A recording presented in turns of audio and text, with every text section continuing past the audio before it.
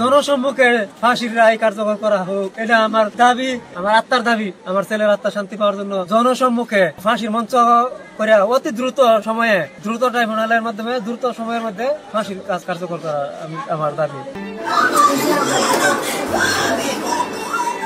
আমার সহমের আলাইতো একটা হাত তো ভেঙে দিত, আব্বা করে ডাক দিত, আমি আব্বা ডাকটা শুনতাম। আজ একটা মায়ের কোল খালি হয়ে গেছে, মা বাবার চিৎকার কান্না হাজারে পুরো আশ্বাস সহ কাঁপতেছে। এই হলেন সে মেয়ে যে পৃথিবীর সব সুন্দরীর অধিকারী। এই মেয়ের দিকে তাকালে দিতে হবে আপনাকে তাজা জীবন।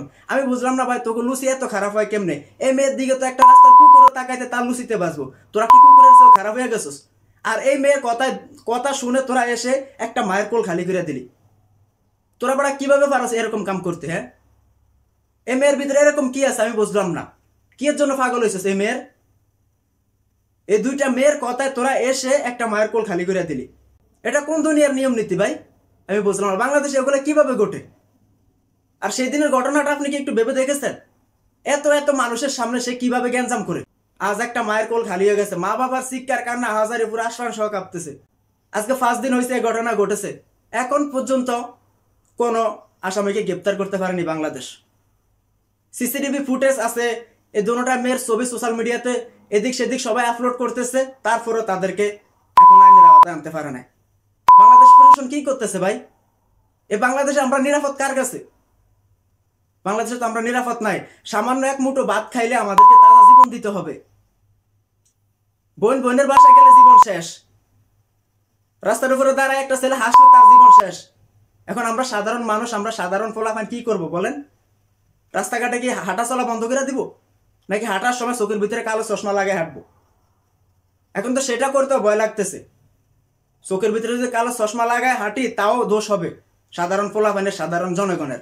কেন সানগ্লাস লাগিয়ে হাঁটলাম, সেই জন্য আমাদেরকে জীবন দিতে হবে। এই বাংলাদেশে আমরা মন করলে হাসতেও পারবো না, ক্ষুধার তো ফ্যাট নিয়ে আমরা ঘুরে বেড়াইতে হবে, খানাও খাইতে পারবো না, তাহলে জীবন শেষ।